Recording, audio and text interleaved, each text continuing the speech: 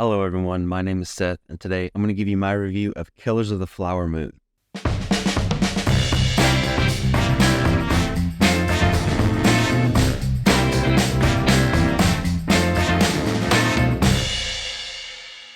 Killers of the Flower Moon is the latest film from Martin Scorsese.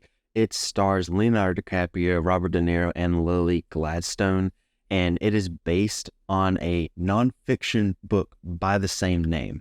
I definitely wanted to make sure I got to see this before I did my top 10 video of 2023 that's coming soon. I just wanted to make sure I saw this because I was pretty sure that this would end up on my top 10. So anytime Scorsese has a film out, it's kind of an event. It's a must-see, especially for film fans. It took me a little bit to getting around to seeing it, unfortunately, but I'm so glad that I did. But before I go any farther, go ahead and like this video, hit subscribe, and hit the bell icon so you never miss a video. First things first, if you are an aspiring filmmaker and you want to know how to shoot a movie, this is a really good example. I mean, this is it. The technical filmmaking here is so good, is on point. The filmmaking here is just absolutely incredible. Every single shot has purpose, and every single camera movement is telling a story. Even though this film can kind of be like raw, kind of dirty, thematically dark, this is a visually pleasing film to look at because of how it's shot. I think the use of light and color, or lack of color, I guess I should say, is done very, very well. Like with the shots, the light, the color, they have purpose. But I loved this one part. It was toward the end, and it was a shot that was just focused on Leonardo DiCaprio, and it was focused on him for 2-3 minutes, something like that. He was having a conversation with another character, answering questions kind of back and forth. They chose to just stay on DiCaprio, and that worked. That's such an interesting decision, but I think it made for a really memorable moment. I will say that I think this movie is entirely too long.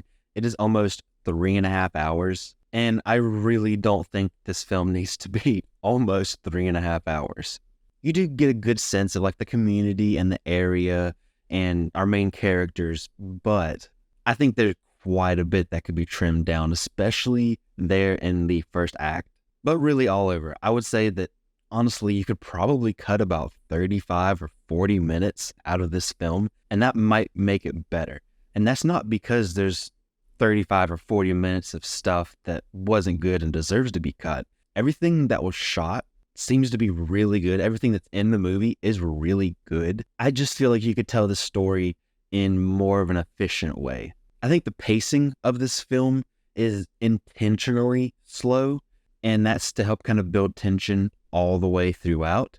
And I think it does a good job there, but I will say at times it's a little bit too slow. I do wish it was just a little bit tighter and had a little bit of a faster pace to it. I really like that Scorsese trusts the audience. He doesn't try to over-explain anything. He lets the characters, he lets the story just speak for themselves.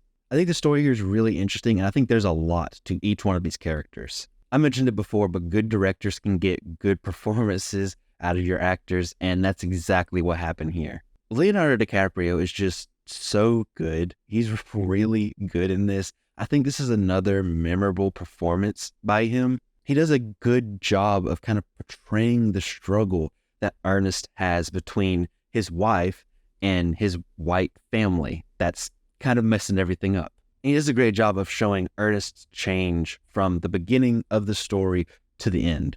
He has such a wide range of emotions in this film. He plays the strong, dependable family man, and then it swings the other way, and he plays this kind of weak loser who does whatever his uncle tells him to. Lilly Gladstone is also really great in this. This character goes through so much heartbreak, so much pain, and she portrays that really well.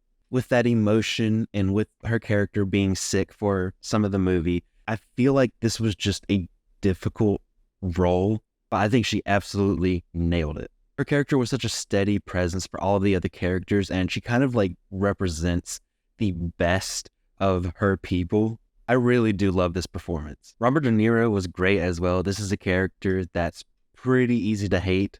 He's selfish, he's malicious, he does everything for his own personal gain. To make it worse, he tries to present himself as so generous and as such a man of God. So I would say this is a tough role to get right, but Robert De Niro absolutely gets it right. One of the things that I pay kind of closer attention to in film and TV is Southern accents.